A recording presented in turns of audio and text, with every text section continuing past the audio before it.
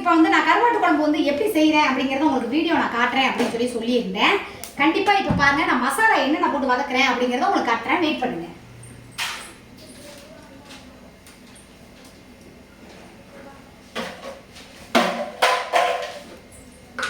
எண்ணெய் வந்து நிறைய சூடாகி போச்சு, அதனால் வந்து ஆஃப் பண்ணியிருக்கேன். கொஞ்சம் சோப்பு போட்டுக்கோங்க. மிளகு வந்து இல்லை, அதனால் நீங்கள் கொஞ்சம் அட்ஜஸ்ட் பண்ணி வச்சுக்கிறேன். 2 சீரகம், நம்ம நறுக்கி வச்சிருக்கிற இந்த வெங்காயம் எல்லாமே ஒரு அலசிட்டு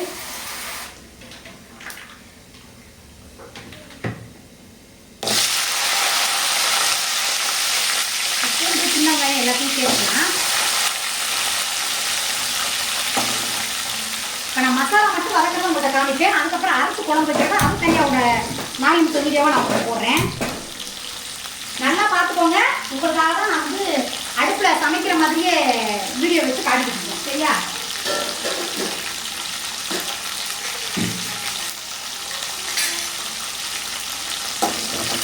இது வந்து நல்லா வதங்கணும்.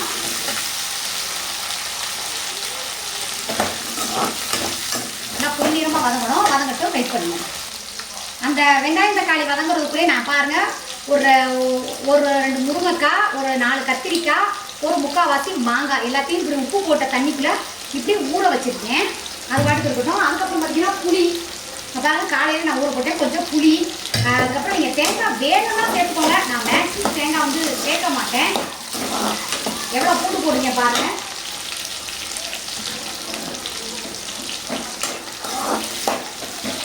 நல்லா வதங்கிட்டு பாருங்கள். நம்ம வந்து தக்காளி வந்து கட் பண்ணி எடுத்துக்கலாம். சும்மா 1-2 கட் பண்ணேன், ரொம்ப இதெல்லாம் கட் பண்ணணும் அப்படிங்கிறது இல்லை, வதங்கணும் சீக்கிரம் அப்படிங்கிறதுக்காக தான்.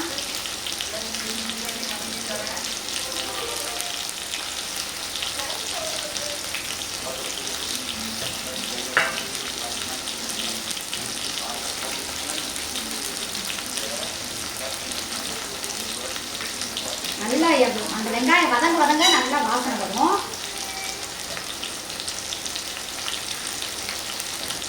பாருங்க, ஒரு 4 தக்காளி எடுத்து அதையும் நல்லா சின்னதாக கட் பண்ணிட்டேன். இப்போ அதையும் இதில் போடலாம்.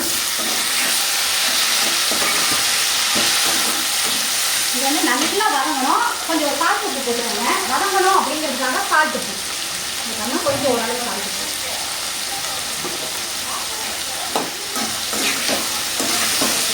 இது அப்படியே மெதுவாக வதங்கட்டும். வதங்கின பின்னாடி என்ன நான் போடுறேன் அப்படிங்கிறத உங்களுக்கு நான் காட்டுறேன். வெயிட் பண்ணுங்கள். இப்போ பாருங்கள், நம்ம போட்ட வெங்காயம், பூண்டு, தக்காளி எல்லாமே சூப்பராக செம்மையாக கலர்ஃபுல்லாக வதங்கிடுச்சு. தெரியுதா உங்களுக்கு? இப்போ இது கூட என்னென்ன சேர்க்கலாம் பாருங்க. அதுக்குள்ளே நான் என்ன பண்ண போகிறேன்னா, ஒரு 2 மாதுளம்பழத்தை உரிச்சு இதை வந்து கோவில்கிட்ட உரிக்க சொல்லி நான் வந்து சூப் போட்டு வச்சுருவேன்.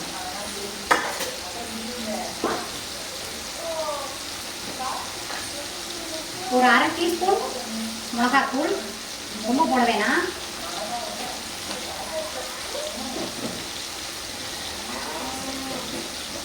குழம்பு தூள் நான் எல்லாத்துக்குமே கண்டிப்பாக குழம்பு வைப்பேன். 1 2 3 4, ஏன்னா இது சின்ன ஸ்பூன்னால ஒரு 4 ஸ்பூன் போட்டேன்.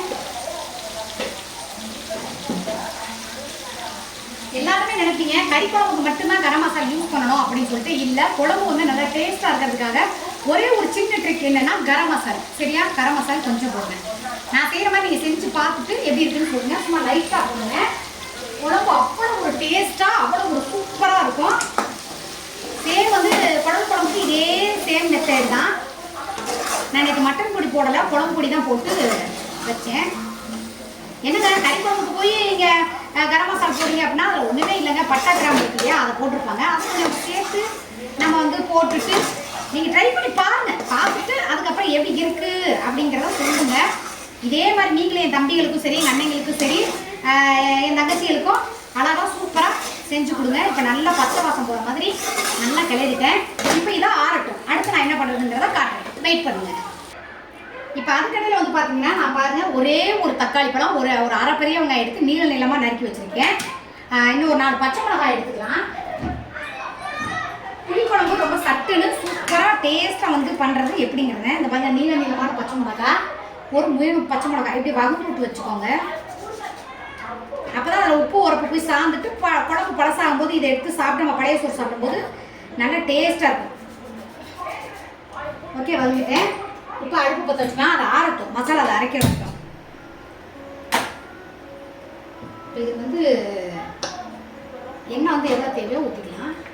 நான் எண்ணெய் நல்லா ஊற்றி சமைப்பேங்க. உடனே அக்கா எண்ணெய் இம்பிட்டு என்ன ஊற்றுற அப்படின்னு சொல்லாதீங்க. எண்ணெய் எந்த அளவுக்கு செய்யணுமோ அந்த அளவுக்கு சமையல் வந்து ரொம்ப டேஸ்டாக இருக்கும்.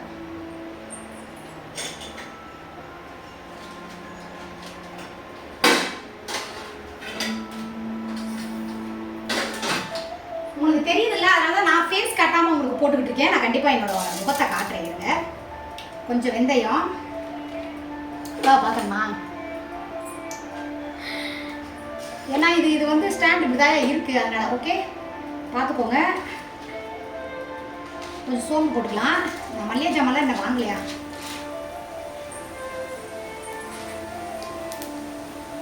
முருங்கைக்கீரை புடிங்கி வச்சுருக்கேன், அது பொரிய செய்யணும்.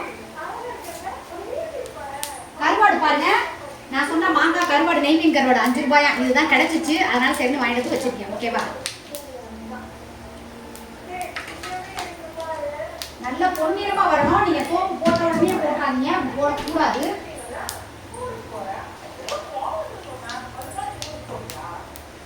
எப்பவுமே எண்ணெயை போட்டோம்னா பச்சை மிளகா போடாதீங்க, அது டப்பு டப்பு டப்பு டப்பு டப்புன்னு வெடிக்கும். கடைசியா போடுங்க. அப்பதான் எனக்கு வெடிச்சு வந்து பாத்தீங்கன்னா மூட்டில தெரிச்சிருச்சு. சரியா? அதனால வந்து யாருமே எண்ணெய் போட்டுட்டு பச்சை மிளகாய் போடாதீங்க. வரைக்கும் வச்சு லாஸ்டா இதெல்லாம் பொன்னிறமா வறக்க வருவாங்க. அதுக்கப்புறம் போட்டு அதோட கிடங்க. இந்த வெடிக்கிறது கம்மி ஆகும். இருந்தாலும் நான் வதக்கிட்டு ஓடி சூடு பண்ணி விட்டுருவேன். ரொம்ப வெடிக்காது. எண்ணெய் சூடாக இருக்கும்போது போட்டுங்க, டப் டப் டப் டப் டப்புன்னு இது வரைக்கும் கொஞ்சம் லைட்டாக உப்பு சேர்த்துக்கோங்க. நேற்று வச்ச குழம்பு நீளம் சூடு பண்ணி வச்சுருக்கேன். தம்பி என்ன கேட்கல, டக்குனு குழம்பு காசு கூட நான் 2 தோசை ஊற்றிருக்கேன். இப்போ மணி எத்தனை பார்த்தீங்கன்னா 10:30 மணி. ரொம்ப வதங்கணும் அப்படிங்கிற அவசியம் இல்லை, சும்மா ஒரு வதக்கு வதக்கி விட்டு இந்த நம்ம சட்டியில் போட்டுக்கோங்க. காய் இது எல்லாமே இது கருக்காது பாருங்க.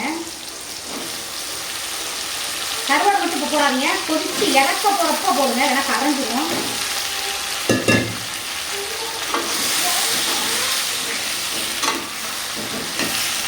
இதுலேயும் கொஞ்சம் உப்பு சேர்த்துக்கோங்க. அப்போ தான் இது காயில் உப்பு சாப்பிடும். நம்ம லைட்டாக சேர்த்துக்கோங்க.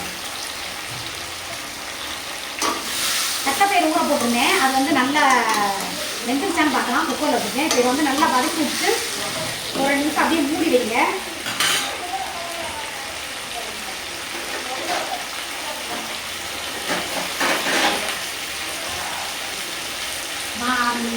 வந்து அப்புறம் கொஞ்சம் பெருங்காயம் சேர்த்துக்கோங்க. ஆல்ரெடி பூண்டே நிறையா சேர்த்துருக்கோம், அதனால் கொஞ்சம் பெருங்காயம். நான் முருங்காய் போட்டுக்கோங்கள, அதனால் இதே எண்ணெயிலே நல்லா ஒரு அளவு ஒரு அரை வேக்காடு வேகிற அளவுக்கு இது போட்டு என் மூடி போட்டு இதே மூடி வச்சுருந்தேன். ஓகேவா? அடுத்து ஒரு தட்டைப்பயிர் எப்படி இருக்குன்னு பாருங்க. தட்டைப்பயிர் பாருங்கள், நான் சொன்ன மாதிரியே 4-5 விசில் விட்டேன். சூப்பராக வந்துருக்கு பாருங்க. அடுத்து வந்து இந்த சைடு இந்த சட்டிலேயே இப்போ குழம்பு வந்து நம்ம ரெடி பண்ணி வச்சுக்கலாம். அதாவது கூட்டி வைக்கிறதுன்னு சொன்னால் மசாலா வந்து ஆறி இருக்கும். எடுத்து வந்து இப்போ நான் அரைச்சி காட்டுறேன்.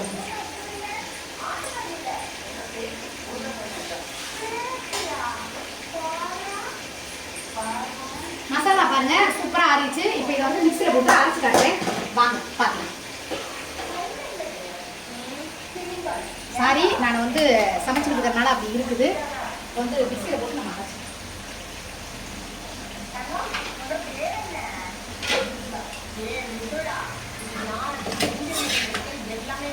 பெரிய ஜார் போட்டுக்கலாம்.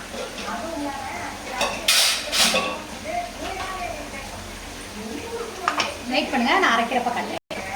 இப்போ பார்த்துக்கோங்க, மசாலா போட்டாச்சு. இன்னும் கொஞ்சம் இருக்குது, ரொம்ப போட்டோம் அப்படின்னா அது லீக் ஆயிடும். அதனால வந்து இப்போ கொஞ்சம் அளவாக போட்டு நான் வந்து இப்போ அரைச்சிக்கிறேன்.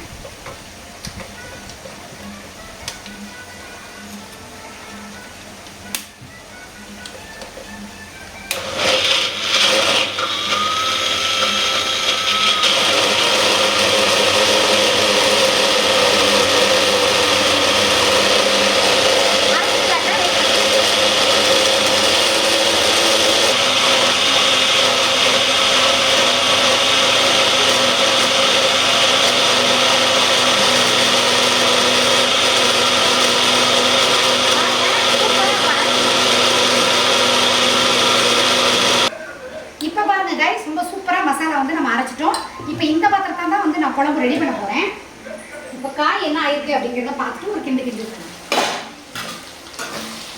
பாருங்க சூப்பராக வந்து அப்படியே அரை வயக்காட்டிலே அப்படியே வந்துச்சு எண்ணெயிலேயே.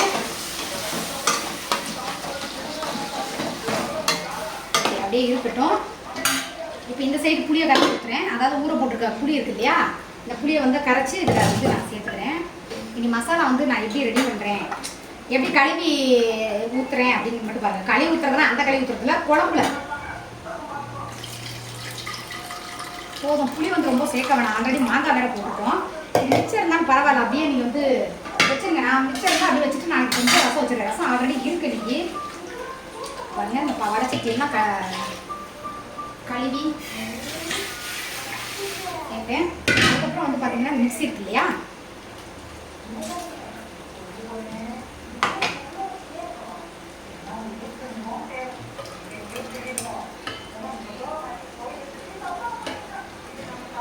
தண்ணி எடுத்து ஊற்றி அப்படியே மொத்தமாக இப்போ எவ்வளோ குழம்பு நான் சேர்க்குறேன் அப்படிங்கிறத காட்டுறேன். வெயிட் பண்ணுங்க.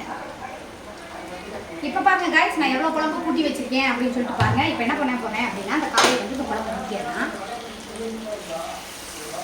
2 பேர்த்துக்கு அவ்வளோ குழம்பு அப்படின்றீங்க. எங்கள் வீட்டில் பழசானாலும் சூடு பண்ணி வச்சுக்கிட்டு, சப்போஸ் நாளைக்கும் இதை வச்சுக்கிறதுனா அப்படியே வச்சுக்குவோம். கருவாடு 3 பாக்கெட் இருக்குது. இதை வந்து நம்ம கடைசியில் போடுவோம். குழம்பு வந்து நல்லா கொதிக்கட்டும். கொதிச்சு நல்லா வத்தணும். வத்தினா அந்த எண்ணெய் பிரிஞ்சு குழம்பு வந்து பார்த்தீங்கன்னா தனியாக வரும். பார்க்கும்போது அந்த கலர் ரொம்ப சூப்பராக இருக்கும். உப்பு நம்ம நிறைய போட்டுகிட்டே இருந்திருக்கோம். அதாவது வெங்காயம் தக்காளி வணக்கும் போது கொஞ்சம் உப்பு போட்டோம், காயிலையும் உப்பு போட்டோம். அப்படிங்கும்போது புளியை வந்து கொஞ்சம் முக்கால் உப்பாக தான் இருக்கணும். நம்ம கொதிச்சு வத்த விட்டு வேணால் உப்பு சேர்த்துக்கலாம். அதுக்கு முன்னாடி உப்பு சேர்க்காதீங்க. சூப்பராக இருக்குது. இதில் 2 தட்டைப்பயிர் வேறு மொச்சை. இங்கே பாருங்கள் மொச்சை, இதுவும் வந்து வேக வச்சுருக்கேன். இதையும் தூக்கி அப்படியே இதில் போட்டுடலாம். ஓகேவா? இப்போ நல்லா கிளறி விட்டுருங்க. இது வத்த விட்டு இந்த கலர் எப்படி இருக்குது அப்படிங்கிற புளிக்குழம்பு உங்களுக்கு நான் காட்டுறேன். வெயிட் பண்ணுங்க. ஹாய் காய்ஸ், எங்கள் வீட்டு புளிக்குழம்பு எப்படி இருக்குன்னு பாருங்கள். சும்மா கமகமன்னு ரொம்ப சூப்பராக ரொம்ப அழகா. இன்னைக்கு வந்து கருவாடு, கத்திரிக்காய், முருங்கைக்காய், மாங்காய், மொச்சை எல்லாமே போட்டு சூப்பரான ஒரு புளிக்குழம்பு வச்சுருக்கேன். சும்மா கலர் பார்க்கும் போதே செம்மையாக இருக்குதுல்ல. இப்படியே தூவிட்டு இந்த கருவாடு இருக்குது பார்த்தீங்களா, கடைசியாக அப்படியே போட்டு அப்படியே ஆஃப் பண்ணிடுங்க. இல்லைனா கருவாடு கரைஞ்சிடும். ஓகே, அப்படியே மேசாப்பிட ஏற்றிடுங்க. நீங்கள் மாங்காய் கடைசியாக போடுறதுனா கூட போடலாம். அந்த பாருங்க ஒரு அளவு இருக்குது, இல்லைனா மாங்காய் கரைஞ்சிடும். லாஸ்ட்டாக காயெல்லாம் வதக்கி இது கரைச்சி ஊற்றுவீங்க பார்த்தீங்களா, அப்போ கூட போட்டுக்கோங்க. நான் நல்லா உப்பு உறுப்புலாம் சார்ட்டோம் அப்படிங்கிறனால ஃபஸ்ட்டே அரைச்சி போட்டுட்டேன். பார்த்துக்கோங்க. இப்போ குடிச்சு பார்க்கலாம். உண்மையாலுமே சொல்கிறேங்க, ரொம்ப ரொம்ப ரொம்ப சூப்பராக டேஸ்ட்டாக இருக்குது. அப்படியே பக்கத்தில் வந்து காமிக்கிற பாருங்க எப்படி இருக்கு, செம்மையாக இருக்கா. என்னோட சமையல் கருவாட்டு புளிக்குழம்பு எப்படி இருந்துச்சு அப்படிங்கிறத கமெண்ட்ஸில் சொல்லுங்கள். அடுத்து முருங்கைக்கீரை கிராமத்து பண்ணையில் எப்படி வதக்கலாம் அப்படிங்கிறத ஒரு வீடியோவை எடுத்து போகிறேன் பாருங்கள். ஓகே, பாய்.